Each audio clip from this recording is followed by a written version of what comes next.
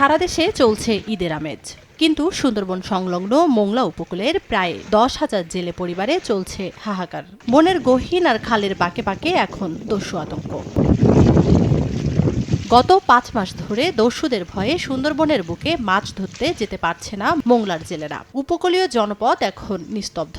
জাহাঙ্গীর, সুমন, শরীফ, করিম, নানা ভাই, ছোট সুমন, দয়াল ও আশাবুর বাহিনীর মতো অন্তত 8 থেকে 10টি দস্যু বাহিনী চালাচ্ছে বেপরোয়া তাণ্ডব। মাছ ধরতে গেলেই অপহরণ করে দাবি করে মোটা অঙ্কের মুক্তিপণ। বেশি শেষ করে দিচ্ছে, যেমন 20 তেমন টাকা।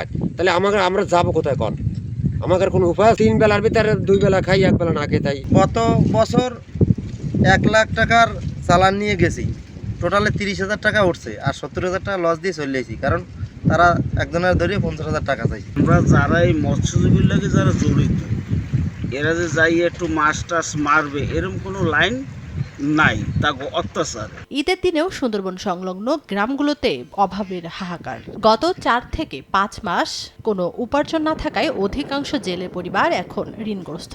আজ সেমাই চিনি খাওয়ার কথা থাকলেও দুবেলা আহার জোগানোই দায়। প্রশাসনের কাছে কোনো ত্রাণ বা সাহায্য নয়। দস্যুমুক্ত নিরাপদ সুন্দরবন দাবি স্থানীয়দের। আমরা তো সবসময় আতঙ্কের উপরে থাকি, যে আসি যাই, আমাদের জানেরও কোনো নিরাপদ নাই। করোনা অবস্থায় আছি বলা যাবে না, কারণ শতকরা হয়তো 90% লোকের ঘরে কোনো সেমাই চিনি কেনার ব্যবস্থা নেই। সুন্দরবনের নিরাপত্তায় জিরো টলারেন্সে আইন শৃঙ্খলা বাহিনী। সুন্দরবনে আমরা ডাকাতদের বিরুদ্ধে জিরো টলারেন্স গ্রহণ করেছি। আমাদের অভিযান আমরা আরো ত্বরান্বিত করছি এবং খুব দ্রুত আমরা সকল ডাকাতকে আমরা আইনের আওতায় নিয়ে আসবো। 5 মাসই এদের আয়ের সংস্থান তারা করে, আর সারা বছর আর কোনো কাজ থাকে না, এটা দিয়েই তারা খায়। কিন্তু এই বছর এত বেশি ডাকাতের প্রকোপ ছিল, অনেক জেলেকে অপহরণ করে নিয়েছে এবং তাদেরকে মারধর করেছে, সবই সঠিক, এবং অনেক টাকা মুক্তিপণ দিয়ে তারা ছাড়া পেয়েছে। তো ছাড়া পেতে পেতে দেখা গেছে যে 1 মাস চলে গেছে, তো এই 1 মাস কিন্তু তারা কিছু খেতে পারে নাই। এটাকে যে কোনো মূল্যে আমরা এটা প্রতিহত করতে হবে বা এটাকে নির্মূল করতে হবে, কারণ এখানকার সাধারণ মানুষ তারা জীবন জীবিকার জন্য সুন্দরবনে যাচ্ছে, তারা মাছ শিকার করছে, কিন্তু তারা অপহরণের শিকার হচ্ছে বা এই ধরনের দুর্ভোগের শিকার হচ্ছে।